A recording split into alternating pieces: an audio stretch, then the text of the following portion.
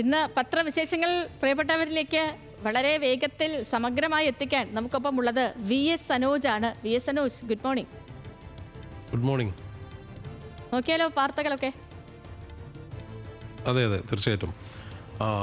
നമുക്കറിയാവുന്നതുപോലെ ഇന്നലെ ചാനലുകളിലെല്ലാം വലിയ സജീവമായിട്ടുള്ള വാർത്തയായി മാറിയ, അല്ലെങ്കിൽ ഏറ്റവും വലിയൊരു വിഷയമായി മാറിയത് കേരള യൂണിവേഴ്സിറ്റിയിലെ ആ പ്രശ്നമാണ്. അതായത് അതുമായി ബന്ധപ്പെട്ട, അതായത് VC ഇറങ്ങിപ്പോകുന്നു, രജിസ്ട്രാറുമായിട്ടുള്ള പ്രതിസന്ധി നിലനിൽക്കുന്നു. കാരണം ഈ കേസ് ഇന്ന് ഹൈക്കോടതിയിൽ വീണ്ടും പരിഗണിക്കാനിരിക്കുന്ന ഒരു സാഹചര്യമുണ്ട്. ഒപ്പം കേരള സർവകലാശാല രജിസ്ട്രാർ, അതായത് അനിൽകുമാറിനെ സസ്പെൻഡ് ചെയ്ത വൈസ് ചാൻസലറുടെ നടപടി റദ്ദാക്കിയെന്ന് സിൻഡിക്കേറ്റ് ഇല്ലെന്ന് വൈസ് ചാൻസലർ. ഈ രീതിയിൽ വലിയ നാടകീയ രംഗങ്ങൾ, യോഗം പിരിച്ചുവിട്ട് VC ഇറങ്ങിപ്പോകുന്ന സാഹചര്യം ഉണ്ടാകുന്നു. ഈ വാർത്തയ്ക്ക് വലിയ പ്രാധാന്യം നൽകിയിട്ടുള്ള തലക്കെട്ടുള്ള, അല്ലെങ്കിൽ അത് ഏറ്റവും പ്രധാനപ്പെട്ട വാർത്തയായി നൽകിയ ഒരു ദിവസമാണിന്ന്.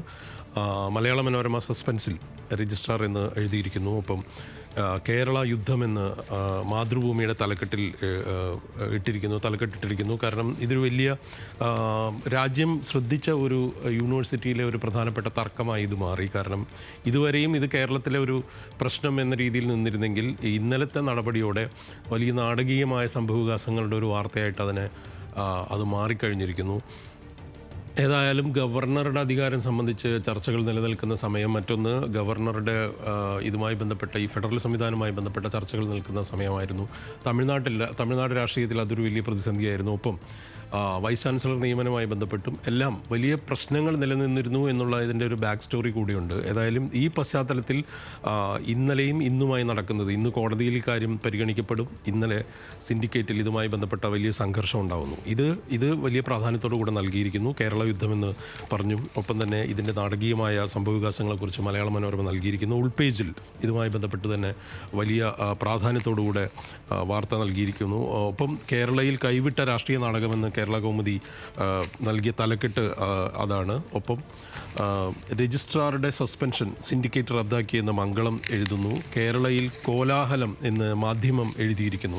ഈ രീതിയിൽ ആണ് ഈ വാർത്തയെ ഏതായാലും മറ്റു പത്രങ്ങളെല്ലാം തന്നെ പ്ലേസ് ചെയ്തിരിക്കുന്നത്. മറ്റൊരു ഇന്നത്തെ പത്രങ്ങളിലെ ഒരു വലിയ നേട്ടം, അല്ലെങ്കിൽ ഒരു വലിയ പ്രധാനപ്പെട്ട വാർത്ത എന്ന് പറയുന്നത് ബർമിംഗ്ഹാം ടെസ്റ്റിലെ ഇന്ത്യയുടെ വിജയമാണ്. ആ വിജയത്തിന് അർഹിക്കുന്ന പ്രാധാന്യത്തോടുകൂടെ പത്രങ്ങൾ ഇന്ന് നൽകിയിരിക്കുന്നു എന്നുള്ളതാണ്. അത് ശുഭം ഇന്ത്യ എന്ന് മലയാള മനോരമ എഴുതിയിരിക്കുന്നു. ഒപ്പം അവരുടെ സ്പോർട്സ് പേജിൽ ശുഭാകാശം എന്ന് നമ്മുടെ ശുഭ്മാൻ ഗില്ലിൻ്റെ പെർഫോമൻസിനെ, ഇന്ത്യൻ ക്യാപ്റ്റൻ്റെ പെർഫോമൻസ് അടക്കം ചേർത്തുകൊണ്ട് വളരെ ശ്രദ്ധേയമായിട്ടുള്ള പ്രകടനം നടത്തിയ ഒരു ടെസ്റ്റും കൂടെയാണ് ഗില്ലിനെ സംബന്ധിച്ചിടത്തോളം.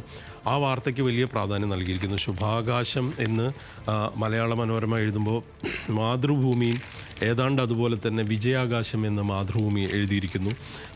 സ്പോർട്സിൻ്റെ ആ വാർത്തയ്ക്ക് വലിയ പ്രാധാന്യമുണ്ട്. ഒപ്പം ഇന്നത്തെ ഏറ്റവും രസകരമായ മറ്റൊരു വാർത്ത എന്ന് പറയുന്നത് നമ്മുടെ ക്ലബ്ബ് ലോകകപ്പ് ഫുട്ബോളിൻ്റെയാണ്.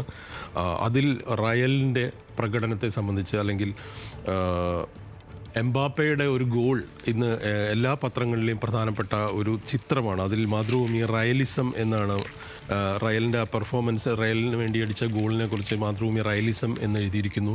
മലയാള മനോരമയെ സംബന്ധിച്ച് എംബാപ്പയുടെ ഗോളിനെ കുറിച്ച് അമ്പമ്പോ എന്ന തലക്കെട്ടോടുകൂടെ വളരെ മനോഹരമായ ഒരു തലക്കെട്ടിൽ എംബാപ്പയുടെ കിക്ക് നൽകിയിരിക്കുന്നു. ആ ബൈസിക്കിൾ കിക്കിൻ്റെ പടം സഹിതം നൽകിയിരിക്കുന്നു. അത് ഹിന്ദു അടക്കമുള്ള എല്ലാ പത്രങ്ങളും വലിയ പ്രാധാന്യത്തിൽ നൽകിയിരിക്കുന്നു. കാരണം വളരെ ഇൻട്രസ്റ്റിംഗ് ആയിട്ടുള്ള രീതിയിലേക്ക് ഈ ക്ലബ്ബ് ലോകകപ്പ് ഫുട്ബോൾ മുന്നോട്ട് പോകുന്നു.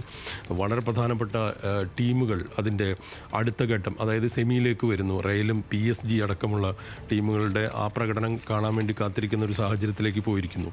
അപ്പോൾ സ്പോർട്സിൽ വലിയ പ്രാധാന്യമുണ്ട്. ഒപ്പം നമ്മൾ കഴിഞ്ഞ ദിവസങ്ങളിലെല്ലാം ചർച്ച ചെയ്തതാണ് ബീഹാർ രാഷ്ട്രീയമായിട്ട്. എനിക്ക് അത് എടുത്തു പറയാൻ കാരണം, ബീഹാറിലെ വോട്ടേഴ്സ് ലിസ്റ്റ് റിവിഷൻ സംബന്ധിച്ച്, അല്ലെങ്കിൽ അതുമായി ബന്ധപ്പെട്ട് ഇനിയുള്ള ദിവസങ്ങളിൽ വലിയ രാഷ്ട്രീയ വിവാദം ഉണ്ടാകാൻ പോകുന്നൊരു വാർത്ത അതാണ്. അത് കഴിഞ്ഞ 1.5 ആഴ്ചയായിട്ട് ഈ വാർത്തയിൽ തന്നെ ദേശീയ മാധ്യമങ്ങൾ നിൽക്കുന്നുണ്ട്. അതിൻ്റെ വാർത്തകൾ, ഹിന്ദുവിൻ്റെ 1-ാം പേജിലെ പ്രധാനപ്പെട്ട വാർത്ത തന്നെ അതാണ്.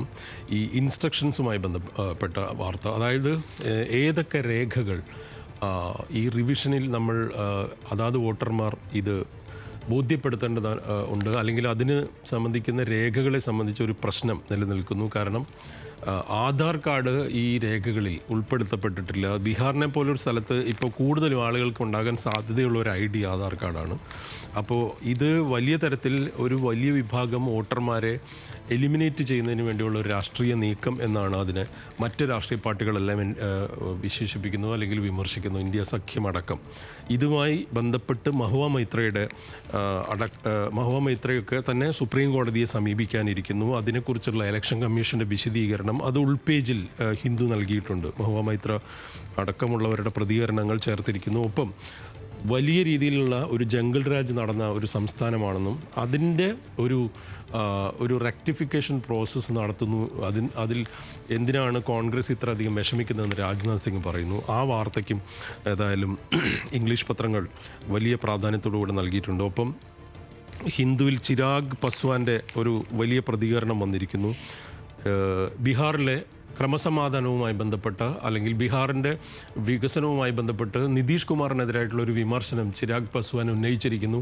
ഇത് നമ്മൾ പ്രതീക്ഷിച്ചതാണ്. കാരണം ഒരേ മുന്നണിയിലുള്ള ആളുകളാണ്, മന്ത്രിയാണ്. പക്ഷേ ബീഹാറിൽ ചിരാഗിനെ വെച്ച് പുതിയ നീക്കത്തിന് BJP തയ്യാറെടുക്കുന്നു. നിതീഷിനെ വെട്ടാനുള്ളൊരു നീക്കം എന്നുള്ള വിലയിരുത്തലുകൾക്കിടെയാണ് ചിരാഗ് ഏതായാലും എന്തുകൊണ്ടാണ് നമ്മൾ മറ്റ് സംസ്ഥാനങ്ങളിലുള്ളവർ പഠിക്കാനും തൊഴിലിനുമായി പട്ന തിരഞ്ഞെടുക്കാത്തത്, ബീഹാർ തിരഞ്ഞെടുക്കാത്തത്? ആ കാരണത്തിന് മുൻ സർക്കാരുകൾ മറുപടി പറയേണ്ടതുണ്ടെന്നും ആ വികസനം ഇല്ലായ്മ അല്ലെങ്കിൽ ആ വികസന മുരടിപ്പിനെ മാറ്റാൻ ബീഹാർ രാഷ്ട്രീയത്തിലേക്ക് വളരെ സജീവമായി മത്സരിച്ച് മുന്നോട്ട് വരുമെന്നും ചിരാഗ് കഴിഞ്ഞ ദിവസം പ്രഖ്യാപിച്ചിരിക്കുന്നു. അത് ഏതായാലും നിതീഷിനെ ഉറക്കം കെടുത്തുന്ന ഒരു കാര്യമായിരിക്കും.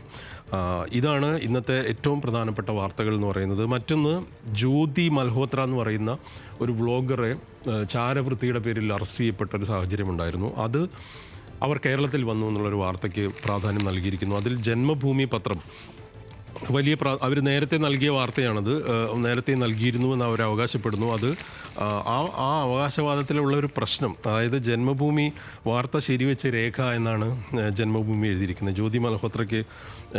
ജ്യോതി മൽഹോത്ര ചാരപ്പണിക്ക് വന്നത് സർക്കാർ ചെലവിൽ. ഇതിൻ്റെ ഒരു പ്രശ്നം, ഈ ജ്യോതി മൽഹോത്ര ചാരപ്പണി നടത്തി എന്നുള്ളത് ഇന്ത്യ തിരിച്ചറിയുന്നത്, അല്ലെങ്കിൽ ഇന്ത്യയുടെ ഇൻ്റലിജൻസ് സംവിധാനം എടുത്ത റോ അല്ലെങ്കിൽ ഒപ്പം തന്നെയുള്ള അതുപോലുള്ള രഹസ്യാന്വേഷണ ഏജൻസികൾ തിരിച്ചറിയുന്ന ഈ പഹൽഗാം അറ്റാക്കിന് ശേഷം നടന്ന ഒരു സെർച്ചിൽ അല്ലെങ്കിൽ ഒരു അന്വേഷണത്തിലാണ്. അതുവരെയും ഇന്ത്യക്ക് എല്ലാ സംസ്ഥാനങ്ങളിലും അവർ സർക്കാരിൻ്റെ അതിഥിയായ അടക്കം വലിയ പോപ്പുലറായൊരു വ്ളോഗർ എന്നുള്ള നിലയ്ക്ക് പങ്കെടുത്തിട്ടുണ്ട്. ഈ സമയത്ത് എങ്ങനെയാണ് ഇത് നമുക്ക് തിരിച്ചറിയാൻ കഴിയുക? ഇന്ത്യൻ റോ എന്ന് പറയുന്ന അല്ലെങ്കിൽ ഇന്ത്യയുടെ ഏറ്റവും പ്രധാനപ്പെട്ട ഇൻ്റലിജൻസ് സംവിധാനത്തിന് പോലും ഇപ്പോൾ അടുത്ത ദിവസങ്ങളിലോ അടുത്ത കാലത്തുമാണ് ഇത് അവർക്ക് മനസ്സിലായത്. അതിനു മുമ്പ് നടന്ന ചടങ്ങുകളോ അതിനു മുമ്പ് അവരെവിടെയൊക്കെ പോയി താജ്മഹൽ കാണാൻ പോയാൽ അല്ലെങ്കിൽ UP സന്ദർശിച്ചാൽ അത് യോഗി ആദിത്യനാഥിൻ്റെ പ്രശ്നമായി മാറുമോ എന്നുള്ളൊരു വലിയ ഒരു പ്രശ്നം അവിടെ നിലനിൽക്കുന്നുണ്ട്. അപ്പോൾ ഏതായാലും പക്ഷേ അവർ ഇവിടെ വന്നിരിക്കുന്നു എന്നുള്ളത് സംബന്ധിച്ച് വാർത്തയ്ക്ക് പ്രാധാന്യം നൽകിയിരിക്കുന്നു. ഈ പ്രാധാന്യം നൽകിയ വാർത്തയ്ക്കൊപ്പം മറ്റൊരു വാർത്ത, ഈ കടമക്കുടിയിലേക്ക് മഹീന്ദ്ര, അതായത് ആനന്ദ് മഹീന്ദ്ര കടമക്കുടിയിലേക്ക് വരാൻ താല്പര്യപ്പെട്ടതിനെക്കുറിച്ചുള്ളൊരു വാർത്ത അതായത് ജ്യോതി മൽഹോത്രയുടെ വാർത്തയുടെ ഒരു നെഗറ്റിവിറ്റിക്ക് അപ്പുറം വളരെ പോസിറ്റീവായൊരു വാർത്ത എന്ന് പറയുന്നത് കടമക്കുടി കാണാൻ വരുന്നു. കാരണം ലോകത്തിലെ ഏറ്റവും മനോഹരമായ വില്ലേജുകളിലൊന്ന് അതാണ് എന്ന് അദ്ദേഹം പറഞ്ഞിരിക്കുന്നു. അദ്ദേഹം അടുത്ത ദിവസങ്ങളിൽ ഇവിടെ സന്ദർശിക്കാനിരിക്കുന്നു എന്നുള്ളൊരു വാർത്തയ്ക്കും ഏതായാലും പ്രാധാന്യത്തോടുകൂടെ നൽകിയിട്ടുണ്ട്. ഒപ്പം ദേശാഭിമാനിയിലെ ഒരു പ്രധാനപ്പെട്ട വാർത്ത, 140 വനിതാ സംരംഭങ്ങൾക്ക് ധനസഹായം വരുന്നു. ഷീ ടൂറിസം എന്നാണ്. ഷീ ടൂറിസത്തെക്കുറിച്ച്, അതായത് സ്ത്രീകൾക്ക് വലിയ രീതിയിലുള്ള പ്രാധാന്യം നൽകിക്കൊണ്ട് അവർ ഓർഗനൈസ് ചെയ്യുന്ന തരത്തിലേക്ക് ടൂറിസം, അത് ഹോം സ്റ്റേകളുമായി അടക്കം ഹോം സ്റ്റേകളെ ഉൾപ്പെടുത്തിക്കൊണ്ട് വില്ലേജ് ടൂറിസത്തിന് പ്രാധാന്യം നൽകിക്കൊണ്ട് ഷീ ടൂറിസം വരാൻ പോകുന്നു എന്നുള്ള വാർത്ത ദേശാഭിമാനിയുടെ പ്രധാനപ്പെട്ട വാർത്തയാണ്. ഒപ്പം മംഗളം നൽകിയിരിക്കുന്ന ഒരു ചിത്രം ഏതായാലും വളരെ പ്രസക്തമാണ്. കാരണം കോട്ടയം മെഡിക്കൽ കോളേജ് ആശുപത്രിയിലെ കാർഡിയോളജി ICUവിന് മുമ്പിൽ വിശ്രമിക്കുന്ന രോഗികളുടെ കൂട്ടിരിപ്പുകാർക്ക് സമീപം കിടന്നുറങ്ങുന്ന തെരുവ് നായ്ക്കൾ.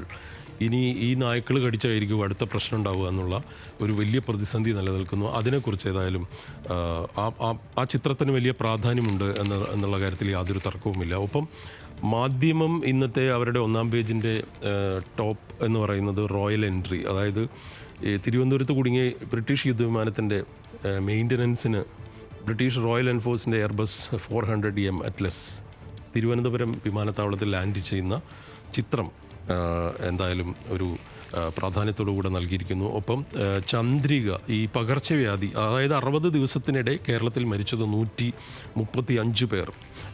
ഇവിടെ പലതരം പനികൾ ബാധിച്ച് മരിച്ചവരെ കുറിച്ചുള്ളൊരു കണക്ക് സഹിതം നൽകിയിരിക്കുന്ന വാർത്തയാണ്. അതിൽ സിസ്റ്റത്തിൻ്റെ തോൽവി എന്നാണ് ഏതായാലും ചന്ദ്രിക പറഞ്ഞിരിക്കുന്നത്. ഇന്ത്യൻ എക്സ്പ്രസിൽ ഞാൻ നേരത്തെ പറഞ്ഞ ഹിന്ദു അടക്കമുള്ള മാധ്യമ പത്രങ്ങൾ നൽകിയ വാർത്തയുടെ, അതായത് ഏറ്റവും പ്രധാനപ്പെട്ട ഒരു വാർത്തയായിട്ട് നൽകിയിരിക്കുന്നത് അതിൻ്റെ ഒരു എക്സ്റ്റൻഷനാണ്. അതായത് ഈ ബീഹാർ പോൾ പാനൽ അത് ഇവർ റിവിഷൻ ചെയ്യുന്നത് ഇനി അടുത്തത് ബംഗാളിലെയും ഡൽഹിയിലെയും ലിസ്റ്റ് എന്നുള്ള ഒരു, ബംഗാളിൽ ഇനി അടുത്ത തെരഞ്ഞെടുപ്പ് വരാനിരിക്കുന്നു. ഒപ്പം ബംഗാളിൽ റിവിഷൻ നടന്നാൽ അത് ഒന്ന് പൗരത്വ പ്രശ്നവുമായി ബന്ധപ്പെട്ടെല്ലാം വലിയ ഇഷ്യൂ നിലനിൽക്കുന്നൊരു സ്ഥലം. അവിടെ ഏതായാലും അവിടുത്തെ ലിസ്റ്റ്, വോട്ടേഴ്സ് ലിസ്റ്റ് പരിഷ്കരിക്കപ്പെടും. അതിൽ ഇതുപോലുള്ള വലിയ തർക്കങ്ങൾക്കും വലിയ വിവാദങ്ങൾക്കുമുള്ള തിരികൊളുത്തുമെന്നുള്ള ഒരു കാര്യം ഏതായാലും ഉണ്ട്.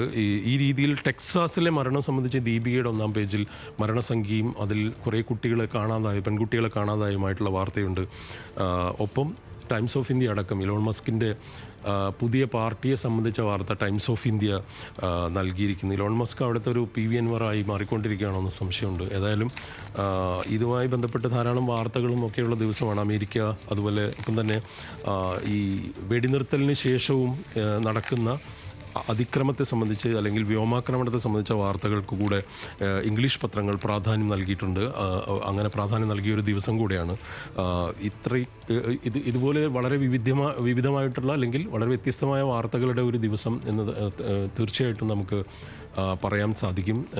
ഏതായാലും കടമക്കുടിയിലേക്ക് ആനന്ദ് മഹീന്ദ്ര വരട്ടെ. ഒപ്പം കേരളത്തിൻ്റെ ടൂറിസം ആ രീതിയിലേക്ക് കൂടുതൽ ശ്രദ്ധിക്കപ്പെടട്ടെ. അതിൽ അത്തരം മറ്റ് രാഷ്ട്രീയ വിവാദങ്ങൾക്ക് അപ്പുറത്തേക്ക് കേരളത്തിൻ്റെ ടൂറിസം മുന്നോട്ട് പോകുന്നു. ഇപ്പോൾ BBC കഴിഞ്ഞ ദിവസം നമ്മൾ ഈ പറയുന്ന ഈ സാങ്കേതിക തകരാറിനെ കുറിച്ച് അല്ലെങ്കിൽ തകരാറുമായി ബന്ധപ്പെട്ട് ബ്രിട്ടീഷ് യുദ്ധവിമാനം അത് അവരുടെ പോസ്റ്റിൽ കേരള ടൂറിസം അതെടുക്കുകയും മറ്റൊരു പോസ്റ്റാക്കുകയും ചെയ്തത് BBC വലിയ വാർത്തയായിട്ട് പ്രാധാന്യത്തോടു കൂടെ നൽകിയിരുന്നു. ആ വാർത്തയ്ക്ക് ലോകം മുഴുവൻ വലിയ റീച്ചുണ്ടായ ദിവസങ്ങൾ കൂടിയാണ്. ഏതായാലും ആ രീതിയിൽ തന്നെ നമുക്ക് വളരെ പോസിറ്റീവായിട്ട് വിചാരിക്കാം. സേതു, ഇന്നത്തെ അപ്പോൾ നമ്മുടെ പ്രേക്ഷകർക്കെല്ലാം ശുഭദിനം ആശംസിക്കുന്നു ഒരിക്കൽ കൂടി. ശരി സനോജ.